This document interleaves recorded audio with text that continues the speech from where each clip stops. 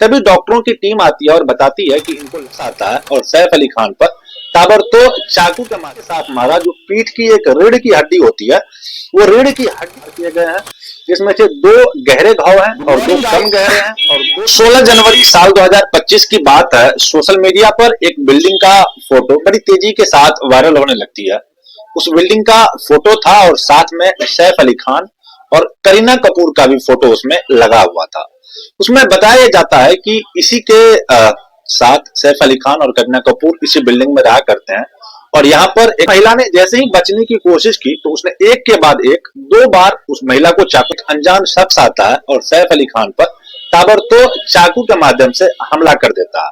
दरअसल इस घर का पर जो नजर था, वो चाहे सोशल मीडिया का हिस्सा हो या फिर इलेक्ट्रॉनिक मीडिया हो या फिर प्रिंट मीडिया हो, सभी के कैमरे अब इस बिल्डिंग की तरफ जाते हैं और उसे जूम करके दिखाने की कोशिश करने लगते हैं। इस बिल्डिंग पर आए थे, लेकिन बिल्डिंग पर कैसे पहुंचे थे? इससे पहले 16 अक्टूबर साल 2012 को करीना कपूर और सैफ अली खान की शादी होती है। शादी के बाद वो बांद्रा का एक जगह लगती है फॉर्चून हाइट्स, वहां पर वो लोग रहते हैं और लगभग 8 साल तक इस बिल्डिंग में रहते हैं। और उस वक्त इस बिल्डिंग की कीमत लगभग 50 करोड़ रुपए के आसपास बताई जाती है। जैसे जैसे वक्त आगे बढ़ रहा था, साल 2016 में इनको पहला बेटा होता है और करीना कपूर जब दूसरे बच्चे को जन्म देने वाली थी, तभी उन्होंने अपने पति सैफ अली खान से कहा कि हमें कोई दूसरा आशियाना बनाना चाहिए, दूसरी जगह हम लोग रहेंगे। तब दोनों की सहमति बनती है और लगभग 100 करोड़ रुपए की कीमत से उन्होंने अपना दूसरा आशियाना तैयार कराया, जो कि बांद्रा का सदगुरु सलन अपार्टमेंट के 12वें महले पर और एक नीचे के फ्लोर पर, ये 2 फ्लोर उन्होंने लिए थे। हालांकि उसको फ्लोर नहीं, आप डुप्लेक्स कह सकते हैं। बड़े बड़े बिल्डिंग थी जिसमें कि ऊपर वो लोग अपने रहते थे, यानी कि सैफ अली खान और उनकी बीवी करीना कपूर, और नीचे का जो डुप्लेक्स था उसमें उनकी पुरानी बीवी के जो बच्चे हैं 2, एक इब्राहिम अली खान और दूसरा सारा अली खान, ये दोनों भाई बहन रहा करते थे। 12वें महले पर ये लोग खुद रहना शुरू कर देते हैं। अब एक अनजान शख्स इसकी जिंदगी में कैसे आता है और फिर ये तबाही मचा देता है, और इस तबाही की गूंज अब पूरी दुनिया में फैल चुकी है। हर कोई इस खबर के बारे में जानने की और समझने की कोशिश कर रहा है कि आखिरकार वो अनजान शख्स कौन था और घर में आया कैसे, किस वजह से आया, इसके ऊपर क्यों हमला किया। आज की कहानी के माध्यम से यही जानने और समझने की हम कोशिश करेंगे कि आखिरकार वो अनजान शख्स कौन था और वो क्यों सैफ अली खान और उनके बच्चों के पीछे पड़ा हुआ था।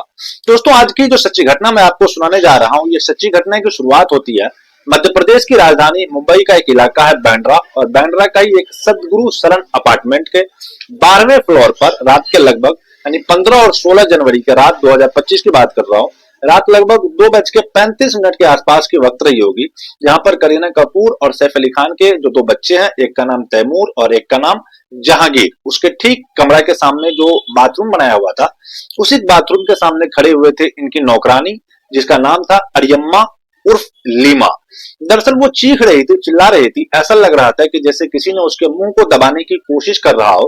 वो चीखने की कोशिश कर रही थी, किसी को बुलाने की कोशिश कर रही थी, और तभी उनका जैसे ही उस व्यक्ति का हाथ हटता है, तुरंत ही वहां पर सैफ अली खान अचानक से प्रकट हो जाते हैं। और जो उन्होंने अपनी आंखों से देखा, तो एक व्यक्ति है जिसको उम्र लगभग 30 साल के आसपास बताई जा रही है, और उस 30 साल के व्यक्ति के पास उसके हाथों में उस महिला का मुंह है, और उसकी जो मेड है, वो महिला, काम करने वाली महिला, उसको वो पकड़ा हुआ है, और उसके एक हाथ में चाकू है और महिला के हाथ में भी पहले से चाकू लगा हुआ था। सैफ अली खान ने उनसे कहा कि हम तुमसे बात करते हैं, ऐसा कुछ भी मत करना जिससे कि उस बेचारी को कोई नुकसान हो। तभी उस महिला ने जैसे ही बचने की कोशिश की तो उसने एक के बाद एक 2 बार उस महिला को चाकू मार देता है। जैसे ही लीमा को 2 चाकू लगते हैं, लीमा की चीख बहुत ज्यादा निकल जाती है। तभी सैफ अली खान को गुस्सा आता है और उसने उस लड़के को रोकने की कोशिश कर रहा था कि तुम ऐसा मत करो। अब जैसे ही सैफ अली खान उसकी तरफ बढ़ते हैं, उसको रोकने की कोशिश करते हैं, हाथ में उसका चाकू होता है, वो एकदम से सैफ अली खान को चाकू मार देता है। अब जैसे ही वो चाकू मारता है तो चाकू सबसे पहले गले पे लगता है, जो कि लगभग 10 सेंटीमीटर तक घाव कर देता है, और उसके बाद उसको संभालने की कोशिश करता है। जैसे ही वो हाथ लगाए बाएं हाथ पर, उसके बाद फिर दाएं हाथ पर, एक बार नहीं 2-2 बार उन्होंने वार किया था। और जैसे ही वो अपने हाथों को पीछे करने की कोशिश करता है तो उनके बाद फिर सर पर एक वार कर दिया जाता है। हद तो तब हो जाती है, जो व्यक्ति था, जो अनजान शख्स था, उसने चाकू को बहुत तेजी के साथ मारा। जो पीठ की एक रीढ़ की हड्डी होती है, वो रीढ़ की हड्डी में जाकर के वो चाकू लगता है और लगभग 2.5 इंच का हिस्सा चाकू की वो रीढ़ की हड्डी में जाकर के फंस जाता है और उसके बाद फिर सैफ अली खान की चीख बहुत तेजी के साथ निकल जाती है। इससे पहले जो उनकी मेड थी वो चिल्ला रही थी, लेकिन अब उससे कहीं ज्यादा सैफ अली खान की चिल्लाहट निकल रही थी। तो इस अपार्टमेंट के अब जितने भी शख्स वहां पे मौजूद थे सदगुरु अपार्टमेंट में, वो सब लोग जाग जाते हैं, उनकी आंखें खुल जाती है और इस चीख की तरफ वो लोग दौड़ते हैं, उनको उनकी तरफ आने की कोशिश करते हैं, उनको भगाने की कोशिश कर रहे थे। लेकिन यहाँ पर जो एक अनजान शख्स था वो तेजी के साथ भागता है और लगभग 2:37 के आसपास का यह वाक्य रहा होगा। छठे फ्लोर पर कैमरे में वो लोग कैद हो जाते हैं और सीढ़ियों के रास्ते से वो भाग रहा था। अब जो यहाँ पर लोग थे वो समझ नहीं पा रहे थे कि आखिरकार यहाँ पर हुआ क्या है। अभी तक दो ही ऐसे शख्स थे, एक सैफ अली खान और उनकी जो घर की नौकरानी थी मेड, जिसका नाम था अरियम्मा उर्फ लीमा। यही दो शख्स जानते थे कि इस कमरे में या इस डुप्लेक्स में क्या हुआ है। आखिरकार इसके बाद वो यहाँ से सैफ अली खान को ब्लड बहुत तेजी के साथ बह रहा था, सर से भी ब्लड बह रहा था, गर्दन से भी ब्लड बह रहा था, उसके हाथ से भी ब्लड जा रहा था। थोड़ी सी घबराहट उस पूरे फैमिली में फैल जाती है। अभी यहाँ से इन्हें तुरंत ही तत्काल प्रभाव से मुंबई के लीलावती हॉस्पिटल की तरफ लेकर के जाते हैं। तभी सैफ अली खान ने अपना मोबाइल निकाला और मोबाइल निकालने के बाद बांद्रा पुलिस स्टेशन को वो फोन करते हैं और कहते हैं कि मैं सैफ अली खान बात कर रहा हूँ और मेरे घर पर मेरे साथ हमला हुआ है और मुझे भी चोटें आई है। अब जैसे ही पुलिस ये खबर सुनती है, सुनने के बाद तत्काल प्रभाव से वो लोग एक्टिव हो जाते हैं और सैफ अली खान के घर पहुंचते हैं। पुलिस जब यहाँ पर पहुंचती है तो पता चलता है कि जी बिल्कुल उनको चोट लगी है, वो घायल हो गए हैं। घायल गंभीर हालत में उन्हें लीलावती के हॉस्पिटल में एडमिट कराया गया है। अब पुलिस भी यहाँ पर पहुंच जाती है। पुलिस ने साफ साफ दिशा निर्देश दिया कि इस मामले को लीक न होने दिया जाए। अगर यह बात मीडिया में पहुंच जाएगी तो जाहिर सी बात है हंगामा खड़ा हो जाएगा। इसलिए डॉक्टरों की टीम ने भी पहले कोशिश की कि किसी भी तरह का कोई हंगामा न हो।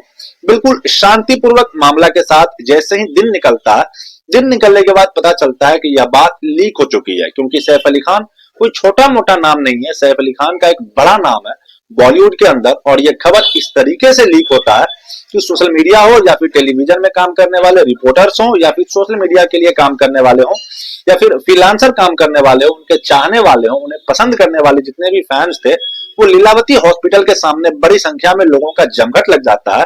अब यह जानने की कोशिश कर रहे थे कि आखिरकार मामला क्या है, कैसे हमला हुआ है, क्यों हमला हुआ है।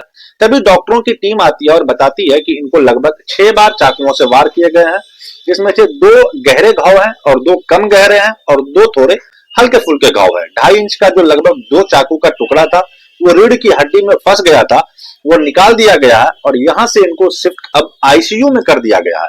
हालत अभी स्थिर है, बिल्कुल कोई दिक्कत वाली कोई परेशानी वाली बात नहीं है। लेकिन इसी के बीच में सैफ अली खान का बेटा इब्राहिम अली खान और उनकी बेटी सारा अली खान बड़ी मासूमियत सी हालत में वो लोग हॉस्पिटल में पहुंचे थे अपने पिता से मिलने के लिए, देखने के लिए कि अब उनकी तबीयत कैसी है, क्या बात है। अब यहाँ पर करीना कपूर हो, करिश्मा कपूर हो या फिर रणवीर कपूर हो, सोहा अली खान हो या फिर उनके चाहने वाले जितने भी हीरोइन एक्टर एक्ट्रेस वो होते हैं वो वहां पहुंच जाते हैं। अब बात सोशल मीडिया पर बड़ी तेजी के साथ वायरल होने लगती है। जब वायरल ये बातें हो रही थी तब हर कोई यही जानने और समझने की कोशिश में जुड़ जाती है। तो दोस्तों यही थी सैफ अली खान के ऊपर हमला होने की पूरी कहानी। आई होप आपको समझ में आ गई होगी कि क्या कुछ बांद्रा के उस फ्लैट में, आखिर सदगुरु फ्लैट में 15 और 16 जनवरी के रात को क्या कुछ हुआ था। वीडियो अगर इंफॉर्मेटिव लगी हो तो वीडियो को लाइक और अपने दोस्तों के साथ शेयर भी जरूर कीजिएगा। हम जल्दी मिलते हैं आपसे फिर किसी दूसरे वीडियो में किसी नई कहानी के साथ। तब तक के लिए हमें अलविदा कीजिए। जय हिंद, वंदे मातरम।